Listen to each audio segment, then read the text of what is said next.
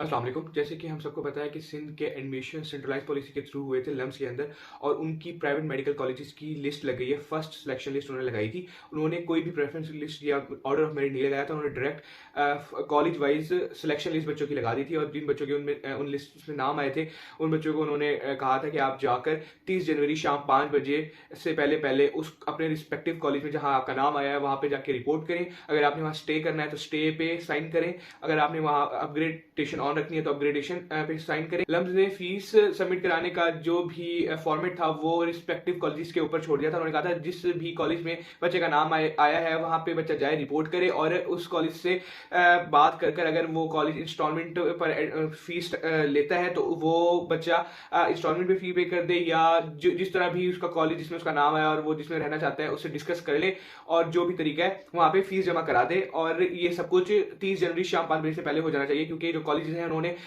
5 बजे admission close कर reporting time 5 बजे का था, वो सारा प्रोसेस क्लोज करके 7 बजे 30 जनवरी शाम 7 बजे को लम्स है उनको रिपोर्ट करना है, अपडेट करना है। जो नई रिपोर्ट सिलेक्शन लिस्ट है उससे रिलेटेड सारा मटेरियल उन्हें प्रोवाइड करना है ताकि वो second college wise selection list लगा सके। अब तक ये सारी बात थी। अब इसमें जो सबसे बड़े इश्यूज थे ना, पहले मैं आपको बता देता हूँ। बहुत सारे बच्चों की लिस्टों में नाम ही नहीं आए। पहले तो ये लग रहा था कि जो पंजाब के डोमिसाइल होल्डर बच्चे उनका नाम नहीं आया सिर्फ, लेकिन ऐसा नहीं था। बहुत सारे बच्चे खैबर पख्तूनख्वा के बच्चे हैं और बलूचिस्तान के भी हैं, पंजाब के भी हैं। जो मेरे स्टूडेंट हैं उनमें से कुछ के आगे नाम और कुछ के नाम नहीं है। तो इसका उन्होंने कोई एग्जैक्ट वो नहीं बताया कि इस इशू का क्या क्या बेसिस है ना, बेसिकली क्यों नहीं नाम आया। बच्चों ने रिस्पेक्टिव कॉलेज को कॉल की। उन्होंने जो कॉलेज थे उन्होंने कहा हमें इस बारे में कुछ नहीं पता। लम्स ने अपनी मर्जी से लिस्ट लगा दी, हमें उन्होंने ना बताया ना कुछ किया, हमें भी अभी पता चल रहा है कि लिस्ट लगी है। ज्यादातर कॉलेजेस का यही कहना था। एक आधा कॉलेज जैसे जिना मेडिकल कॉलेज हो गया, लियाकत मेडिकल कॉलेज हो गया, उन्होंने कहा लिस्ट लग गई है, अगर आपका नाम है तो आप आके रिपोर्ट करें और अपनी फीस सबमिट करा दें। लेकिन उन्होंने इस बारे में कोई भी बात नहीं की कि बच्चों के नाम क्यों नहीं आए। काफी सारे बच्चों के, हालांकि बच्चों का एग्रेड 80+, 85+ है, फिर भी उनका नाम नहीं आया। ना ही उनको ये बात पता थी, लियाकत और जीना वालों को भी, क्योंकि उनसे तो पर्सनली मैंने खुद कॉल पे बात की थी।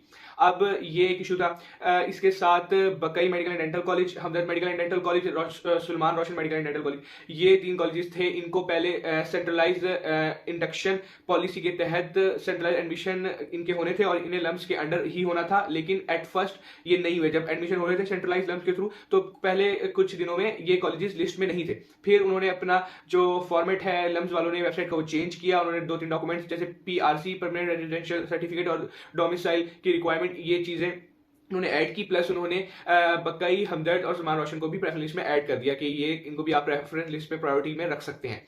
अब जब इन लम्स ने इन कॉलेजेस को ऐड कर दिया तो ये लम्स की जिम्मेदारी बन गई है कि अब इनकी लिस्टें भी लम्स ही लगाएगा। बेशक इंडिपेंडेंट है या नहीं है, बेशक डोनेशन पर एडमिशन देते हैं या नहीं देते, बेशक सीट बेचते हैं, जो भी करते हैं वो अलग बात है। लेकिन जब लम्स ने इनको से अपनी सेंट्रलाइज पॉलिसी के अंदर इंक्लूड किया तो लम्स की ये जिम्मेदारी है हर हाल में कि वो बकई, हमदर्द और सलमान रोशन की लिस्टें भी लगाएगा, क्योंकि बच्चों ने इनके सेंट्रलाइज पॉलिसी के थ्रू अप्लाई किया है। अगर वो नहीं लगाएगा तो वो पीएमडीसी प्रोटोकॉल्स को फॉलो नहीं कर रहा और इवन पीएमडीसी इस पर केस करेगा आपने क्यों नहीं लगाया। क्योंकि जो according to PMDC regulations, protocol, instruction, जो भी फॉर्मेट है उसी को ही फॉलो किया जाता है। अगर नहीं लम्स लगाता तो ये उसका एक ड्रॉबैक है कि उसे बहुत सारी चीजें, रिस्ट्रिक्शंस और मतलब अदालतों की तरफ से काफी ज्यादा बहुत सारी चीजें फेस करनी पड़ेंगी। तो ये तो कंफर्म है कि बकई, हमदर्द, सलमान रोशन को की लिस्टें भी वही लगाएगा। तो बच्चे, एट फर्स्ट मैं कहना चाहता हूँ, आप घबराए ना, सारी चीजें आहिस्ता आहिस्ता रिजॉल्व हो जाएंगी। मैंने लम्स कॉल की थी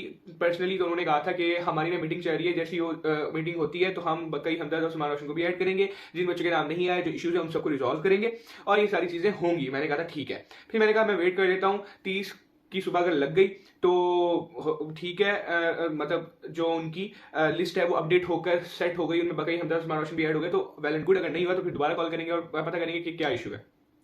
तो आज जो मैं ये वीडियो इस वक्त रिकॉर्ड कर रहा हूँ तो ये सुबह के 3 बज रहे हैं 30 जनवरी को। तो अब यही था कि कुछ अपग्रेडेशन होनी चाहिए। लेकिन कुछ घंटे पहले लम्स ने, लियाकत मेडिकल कॉलेज ने, जामशोरो ने अपनी वेबसाइट, ऑफिशियल वेबसाइट पे एक नोटिफिकेशन जारी किया है। उसमें लिखा हुआ है कि फीस सबमिट कराने की जो डेट है लास्ट डेट, वो 30 जनवरी शाम 5 बजे नहीं है, बल्कि वो 6 फरवरी शाम 5 बजे है और आपने फीस जमा करानी है तब तक। और वहाँ पे 2-3 बातें और भी लिखी हुई है जिसमें वाज़ेह है ऑलमोस्ट यही के जो भी इश्यूज हैं लिस्ट से रिलेटेड वो रिजॉल्व होंगे। और अगर वहाँ पर लाइक प्रॉपरली चीज़ें नहीं लिखी हुई, लेकिन उनका मतलब यही है अगर हम उसको सही तरीके से पढ़ें, पहली बात। और अगर वहाँ पे उन्होंने मेंशन भी नहीं किया 6 फरवरी इतना एक्सटेंड करने का, यहाँ 30 जनवरी से लेकर 6 फरवरी तक जाना, यानी एक हफ्ते तक एक्सटेंड करना, इतनी लंबी एक्सटेंशन की वजह ही यही है कि वो अभी जो बकई का पीएमडी के साथ रोला चल रहा है, जो हमदर्द का चल रहा है, जो सलमान रोशन का चल रहा है, वो रिजॉल्व हो।